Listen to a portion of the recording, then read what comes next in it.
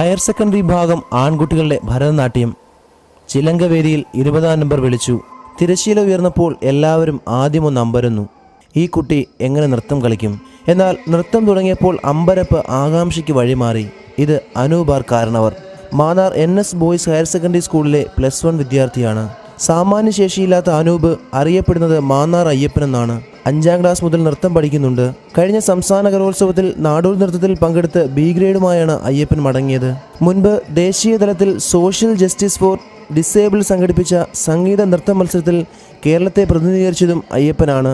കേരള സർക്കാരിൻ്റെ ഒരു ഡോക്യുമെൻ്ററിയിലും അഭിനയിച്ചിട്ടുണ്ട് ഈ കൊച്ചുമിടുക്കൻ. മത്സരശേഷം അയ്യപ്പൻ ഇങ്ങനെ പ്രതികരിച്ചു.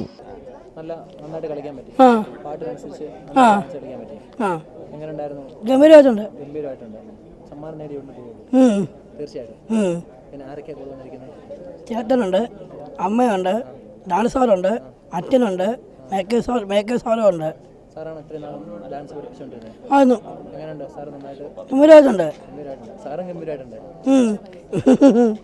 അച്ഛനും അമ്മയ്ക്കും ജ്യേഷ്ഠനും ഗുരു ഹരിദാസിനുമൊപ്പമാണ് അയ്യപ്പൻ വേദിയിലെത്തിയത്.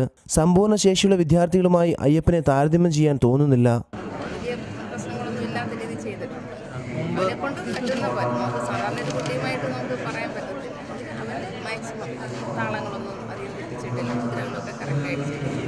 ദ്രുതതാളത്തിനൊപ്പിച്ച് ചുവടും മനസ്സും ഉറപ്പിക്കാൻ അയ്യപ്പന് ഒരിക്കലും കഴിഞ്ഞില്ല. ഭിന്നശേഷിയാണെങ്കിലും അയ്യപ്പന് നൃത്തത്തിന് പ്രേക്ഷകർ വൻ വരവേൽപ്പ് തന്നെയാണ് നൽകിയത്. നൃത്തം കഴിഞ്ഞപ്പോൾ ഒരിറ്റ് കണ്ണീരോടെ ഏവരുടെയും മനസ്സ് പറഞ്ഞു, ഈശ്വരൻ ഈ കുട്ടിക്ക് സാധാരണ കഴിവുകളെല്ലാം നൽകിയിരുന്നെങ്കിൽ. കലോത്സവ നഗരിയിൽ നിന്നും വീഡിയോ ജേർണലിസ്റ്റ് സന്ദീപിനൊപ്പം ജോൺ മാത്യു, TV Now.